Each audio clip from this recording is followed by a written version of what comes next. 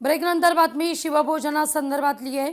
शिवभोजन थाळी योजनेतील 164 केंद्रांवर निधी अभावी संकट आहे। तब्बल 9 महिन्यांपासून अनुदानच रखडलंय। राज्य शासनाकडे 10 कोटी 71 लाख रुपयांची मागणी होतीये। अनेक केंद्र बंद पडण्याच्या मार्गावर आहेत। कामगारांचं वेतन आणि साहित्य खरेदीचा प्रश्न दिवसागणिक गंभीर होत चाललाय।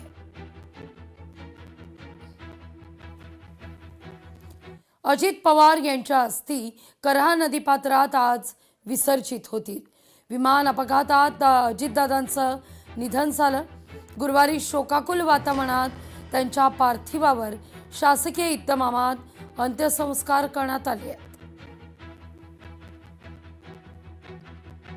आज अस्थि विसर्जनाकरता विद्याप्रतिष्ठानच्या या मैदानावर ज्या ठिकाणी अजित पवार यांच्या पार्थिवाला मुखाग्नी देण्यात आला त्या ठिकाणी रोहित पवार आणि पार्थ पवार दाखल झाले आहेत।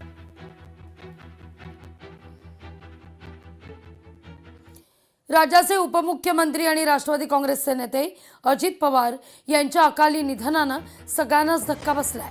बारामती इथं विमानाचं लँडिंग होत असताना त्यांच्या विमानाचा अपघात झाला आणि अजित पवारांसह 5 जणांचा जागीच मृत्यू झालाय। या धक्कादायक घटनेनंतर कार्यकर्त्यांच्या देखील भावना अनावर झालेल्या आहेत। या सगळ्या प्रकरणाची उच्चस्तरीय चौकशी करावी अशी मागणी आता सर्व स्तरातून होतीये। सुषमा अंधारे यांनी देखील ट्विट करत या सगळ्या मुद्द्यावर भाष्य केले आहे। विलास जोडापे यांनी डोक्यावर वाढवलेले केस अर्पण करत अजित पवार यांना श्रद्धांजली अर्पण केली आहे। दादा मुख्यमंत्री व्हावेत म्हणून ते केस वाढवत होते। नागपूर इथल्या उमरेड तालुक्यातील विलास जोडापे यांनी एक निष्ठावंत कार्यकर्ता म्हणून हा उपक्रम म्हणूया आपण किंवा हा निर्णय घेतलेला होता, पण ज्यांच्या करता हा उपक्रम हाती घेतला ते दादाच आता न राहिल्यानं हा निर्णय घेण्यात आल्याचं कळतंय।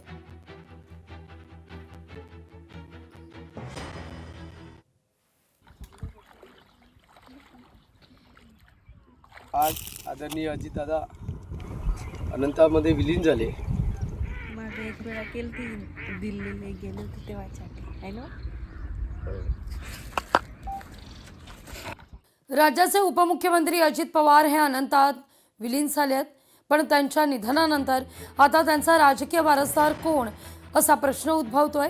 या संदर्भात पडद्यामागे राजकीय हालचाली देखील सुरू झाल्या आहेत। सुनेत्रा पवारांनाच उपमुख्यमंत्री पद द्यावं अशी मागणी जोर धरतीये। राज्याच्या उपमुख्यमंत्रीपदी व पक्षाच्या राष्ट्रीय अध्यक्षपदी अजितदादा यांच्या धर्मपत्नी खासदार सुनेत्रा वहिनी अजितदादा पवार यांची पक्षाने नियुक्ती करावी व यासाठी तातडीची बैठक बोलवण्यात यावी अशा प्रकारची चर्चा राज्यातील कार्यकर्त्यांमध्ये चालू आहे। राज्याच्या उपमुख्यमंत्रीपदी सुनेत्रा वहिनी पवार यांची नियुक्ती करण्यासंदर्भात पक्षाच्या बैठकीत ठराव करण्यात यावा। लोकशाही मराठी ऐका, पहा, जागरूक रहा।